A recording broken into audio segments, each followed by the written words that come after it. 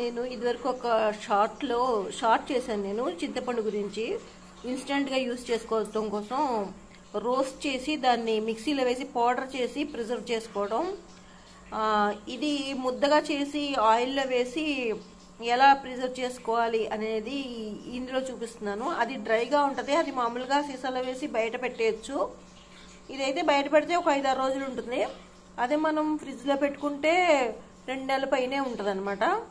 అట్లా చేసుకోవడానికి అట్లా అనేది నేను చూపిస్తున్నాను. ఇది చింతపండు ఒక 2 గంటల పైనే నానబెట్టి ఉంచుకోవాలి. బాగా నానిపోయిన తర్వాత ఇట్లా మిక్సీ జార్లో వేసేసి మిక్సీ పట్టేయాలి. బాగా పేస్ట్ లాగా మెత్తగా పట్టిన తర్వాత ఇక ఆయిల్ కూడా నేను హీట్ ఎక్కుతుంది.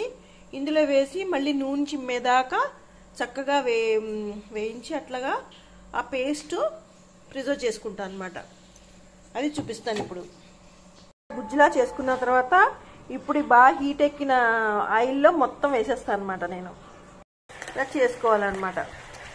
ఇట్లా కలుపుతూ ఉండాలి బాగా. ఇందులో ఉన్న వాటర్ అంతా తగ్గిపోయి బాగా పేస్ట్ గట్టి ముద్దలా అయిపోతుంది అనమాట. అప్పుడు ఎక్కువ రోజులు నిల్వ ఉంటుంది అనమాట. ఇది మరి ఇందులో వాటర్ ఉందనుకోండి, వాటర్ కంటెంట్ తొందరగా పాడైపోద్ది. ఫ్రిడ్జ్లో అయితే అంత తొందరగా పాడదు, కానీ మరి ఎక్కువ రోజులు పెట్టినప్పుడు కొంచెం బూజు వచ్చేస్తుంది అనమాట. అందుకని బాగా ఆయిల్ చిమ్మేలాగా చేసుకోవాలి. ఇది చాలా యూస్ఫుల్గా ఉంటుంది, మంచి టేస్ట్ పెరుగుతుంది. ఇలా చేయడంలో మనకి ఈజీగా ఇన్స్టెంట్గా కూడా పనికొస్తుంది. ఇది ఇప్పుడు బాగా దగ్గరగా అయిపోయింది, కింద అడుగంటుతుంది. నేను స్టవ్ ఆఫ్ చేస్తున్నాను.